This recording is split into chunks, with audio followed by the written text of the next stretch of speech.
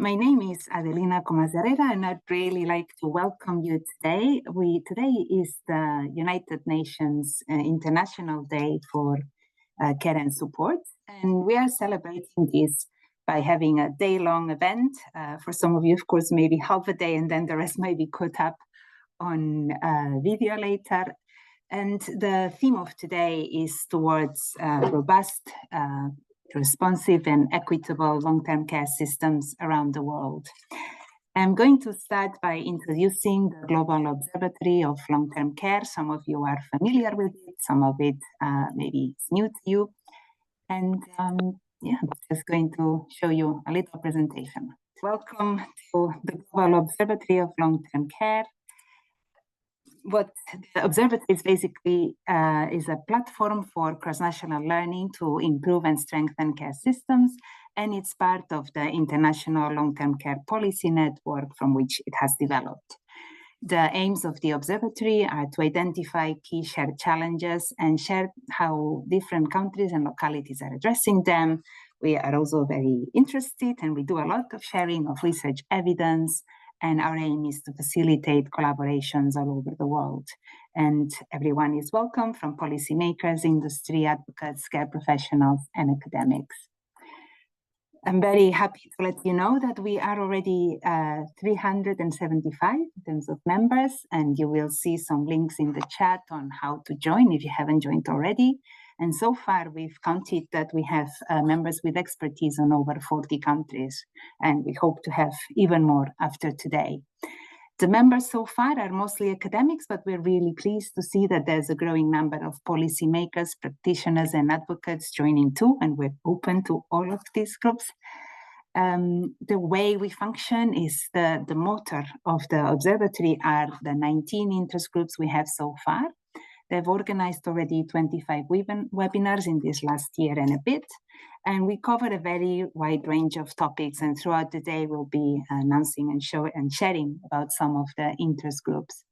The topics are very diverse. It's all about long-term care, but many different aspects. Some of the interest groups are more methodological, like data science, experimental methods, economics of long-term care.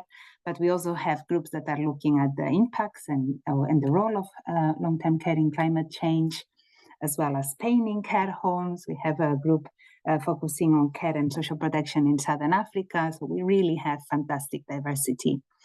We are also publishing country profiles. We've got 10 published already. There are 6 more in preparation. We've published 4 research methods guides to help people who want to get into a new research method and have an introduction on how to use it in long-term care research. And we've recently started a blog. We have already 5 posts, and if any of you would like to share some of your work through that, please let us know. We're now working with a few institutions who are going to become associate members, and these are organizations that work on long-term care who are actively supporting the Global Observatory of Long-Term Care, and we'll be making some announcements soon on our first associate members. And we're also really pleased that we are developing very strong links with the World Health Organization. We will hear a bit about their work today and some other international organizations and collaborations. So how to engage with the Global Observatory of Long-Term Care? Well, the most important thing is to become a member, and all you have to do is to fill in a link that you will find in the chat box, I think. And you just need to tell us a little bit about your work on long-term care, your interest. You can also give details of your publications, because that helps people find them.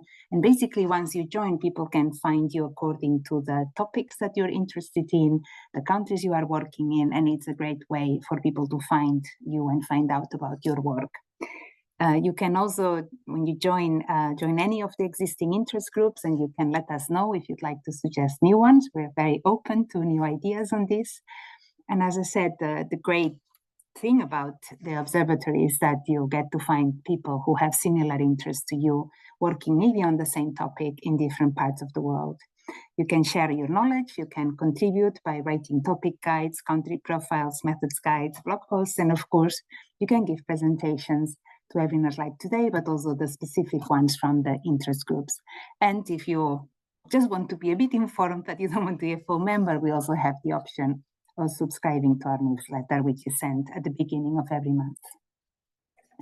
So today we are really pleased that the UN decided to name the 29th of October as the International Day of Care and Support. This is the second year it's happening, and this year we're really pleased to have this day-long event looking at long-term care. And it's very clear that long-term care is a global concern, and in fact, most countries in the world seem to be struggling with some or all of the aspects that we're going to discuss today. Today, we're going to be talking about unmet needs in care. This is the first session after I finish speaking. We will also be looking at community-based care, and we know that in most countries, this is still underdeveloped. We're going to also look at some really interesting presentations about how to modernize residential care and how the models can also overlap with housing with care options. We'll have a dedicated session to financing long-term care, which will be focusing on low and middle income countries. We'll hear about the work of the World Health Organization all over the world. And we'll also be having a session on how to support and develop the paid and unpaid workforce. And finally, we'll end the day by looking at the very important topic on how to support quality improvement, which again seems to be a bit of a global concern. And we are also thinking now about the next year. And we are more and more convinced that it's very important to talk about long-term care in a positive way and change the narrative. So this may be a bit of a theme for next year, because we know it's difficult to achieve policy change. And we think there's some of the issues are to do with how we present it, how we discuss it, and about the importance of showing good examples of what good care looks like, rather than always focusing on maybe the negative aspects. In the next year, we also want to keep growing, and we want to welcome new interest groups. We also want to continue developing collaborations. We're very interested in collaborating with other projects and initiatives, because that's the way to go. We'll be working on developing more institutional partnerships, hopefully. And we'll be looking at new ways, or perhaps more traditional ways as well, to share research findings and make sure that research is available, accessible, and that we can contribute to building up this knowledge base, and also making it easy for people to find information on what works and how and where. And finally, we are very open to ideas for the International Day of Care and Support in 2025. And at the moment, what we're thinking is of taking a tour around the world from the east. So we'll start in the normal daytime in places like Australia and New Zealand, and we'll be going west, towards the west during the day, and we plan to end the day in the west coast of the United States. So the plan next year is really to go around the world at different times, covering different time zones at appropriate times for them. So I'm going to now mention a few events that we've got coming up.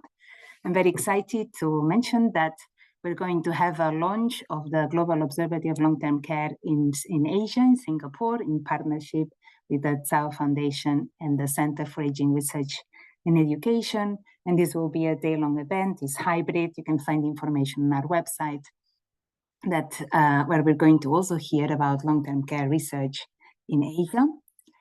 We then have some very good seminars from our interest groups.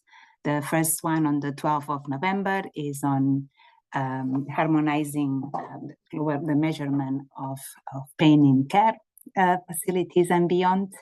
And you will find the link on how to join. We have another one, it's entitled Missing the Mark, the Effects of Abolishing Co-Payments for Social Assistance in the Netherlands. This is from the Post-Experimental Methods Interest Group on the 19th of November.